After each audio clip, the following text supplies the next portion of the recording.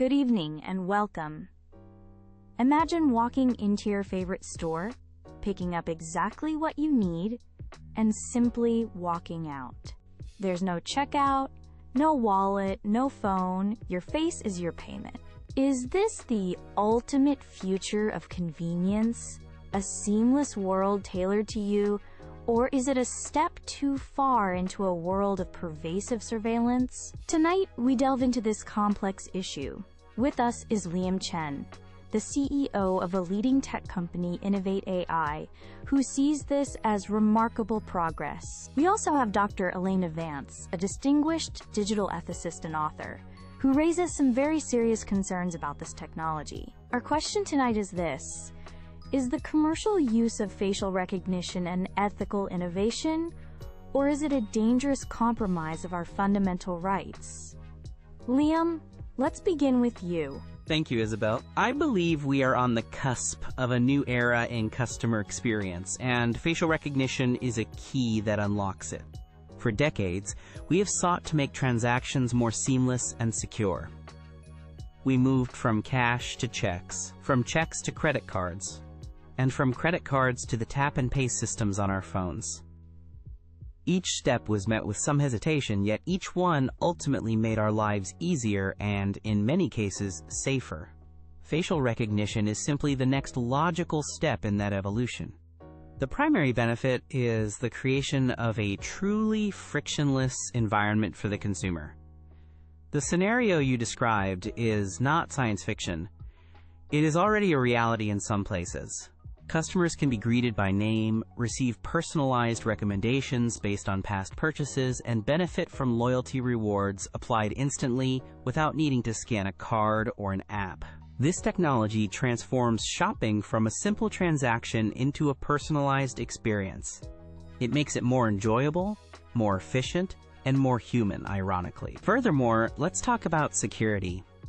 Biometric identification is fundamentally more secure than traditional methods. You can lose a credit card, and your password can be stolen, but your face is uniquely yours. This technology can dramatically reduce fraud and identity theft, which costs consumers and businesses billions of dollars every year. Now, I want to address the elephant in the room: consent. This isn't about building a surveillance state in our shopping malls. These systems are, and must be, based on explicit, informed, and voluntary consumer consent. It's an opt-in service. You choose to enroll your face, just as you choose to sign up for a loyalty program or a store credit card. We are not tracking people without their knowledge. We are offering an optional, enhanced service that customers can decide to use if they see value in it. If they don't, their shopping experience remains exactly as it is today. Finally, from an economic standpoint, this technology allows businesses to streamline operations, reduce costs associated with theft and fraud, and improve customer service. This keeps them competitive and can lead to better prices and services for everyone. This is not a technology to be feared. It is a tool to be managed. With the right regulations and a commitment to ethical practices, it represents a significant step forward for commerce and consumers alike. Dr. Vance, a compelling vision of convenience and progress. How do you respond? Thank you. Liam presents a very polished and optimistic picture, but I believe it dangerously overlooks the fundamental ethical problems at play. My opposition to this technology isn't based on a fear of the new, but on a deep concern for the erosion of rights that we take for granted. First, let's interrogate this idea of consent. Liam suggests it's a simple choice, like signing up for a newsletter. This is a false equivalence. When a technology becomes widespread, opting out ceases to be a meaningful choice.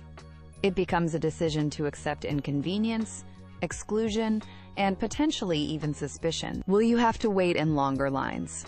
Will you be denied certain discounts? Will you be treated differently because you refuse to be scanned? True consent cannot exist under such pressure. More importantly, we must understand the nature of the data being collected. Your face is not a password. It is a permanent, unchangeable part of your identity.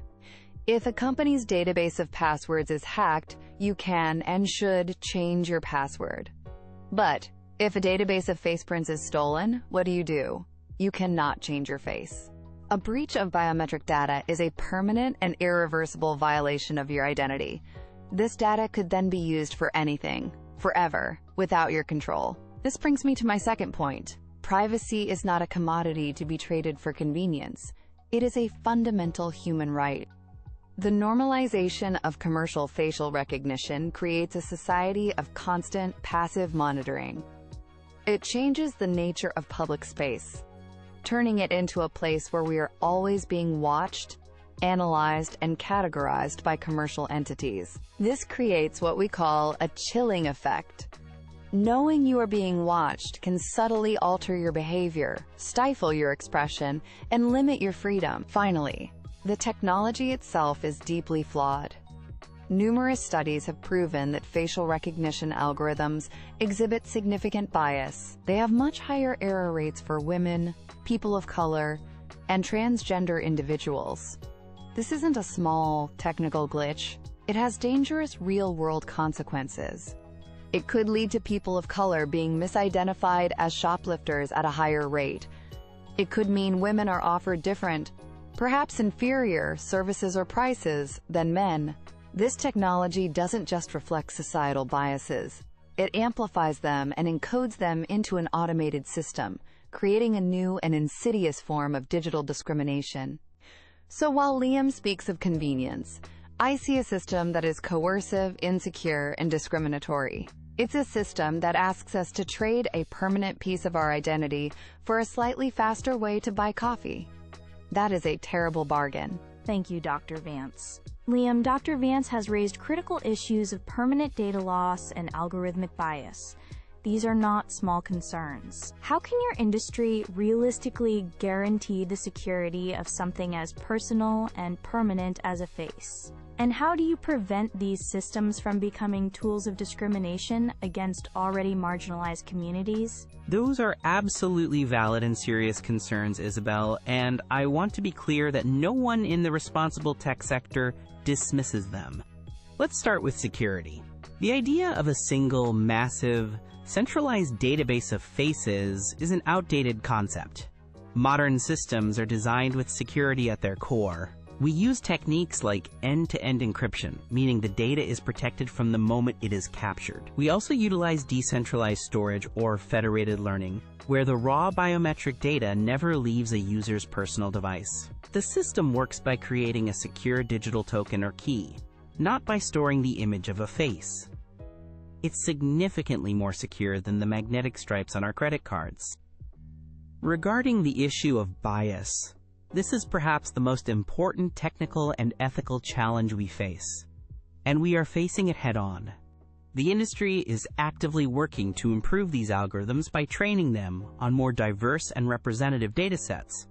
We are also pushing for mandatory third-party audits and transparency reports. Companies should be required to prove their systems meet a high standard of accuracy across all demographic groups before they can be deployed. The answer is not to ban a technology with enormous potential for good, but to establish strong regulations and industry standards to ensure it is developed and deployed fairly and safely. We did this with cars, with medicine, and we can do it with AI. Dr. Vance, Liam argues this is about consumer choice and progress. Millions of people already willingly use facial recognition to unlock their phones dozens of times a day. Why should the commercial sphere be so different? Aren't we at risk of being overly paternalistic, denying people a service they might actually want and find useful? That is the critical distinction that often gets lost in this debate. Using facial recognition to unlock your own phone is fundamentally different from a business using it to identify you in a public space. Unlocking your phone is a one-to-one match. The system is asking, is this person Elena Vance? And it's checking against a secure file stored only on your device. You are in control of that interaction. Commercial facial recognition is a one-to-many match. A camera captures your face and asks, who is this person? It then compares your face against a database of potentially thousands or millions of others. This is not about private device security. It is about public identification and surveillance. The scale and the context are what make it so dangerous. Liam's point about choice is also problematic, because individual choices can lead to collective negative consequences. One person choosing to use this system has a negligible impact, but when millions of people make that choice, we collectively build a massive surveillance infrastructure that can be used for purposes far beyond offering discounts. This infrastructure, once built for commercial reasons, could easily be co-opted by governments or law enforcement with minimal oversight. The convenience we opt into individually creates a society of surveillance for everyone. So no, it is not paternalistic to warn against this. It is a necessary defense of our collective public and private spaces. People may not fully understand the long-term cost of the convenience they are being sold. We have reached the point for closing statements. Liam, you have 90 seconds to summarize your position. Thank you.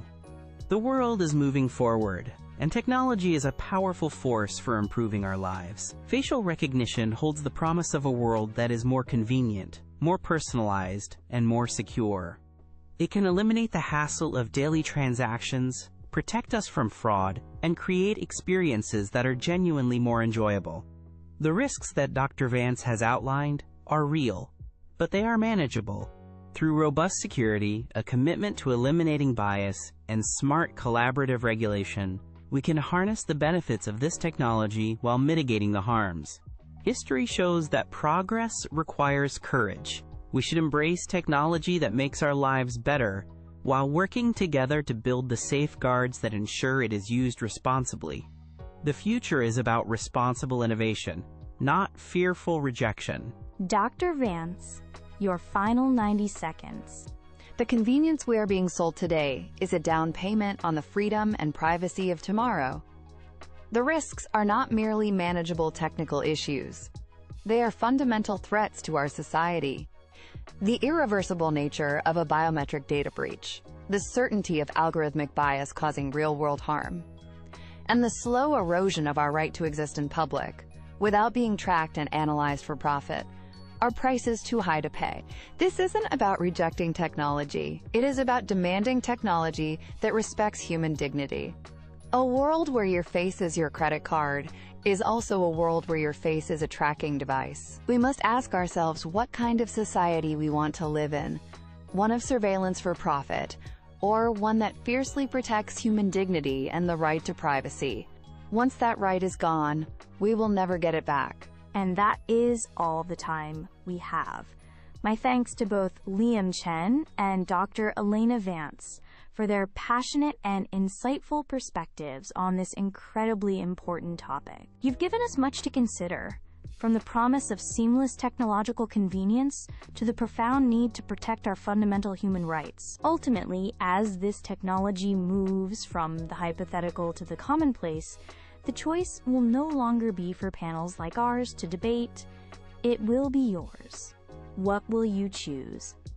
Thank you for watching. Good night.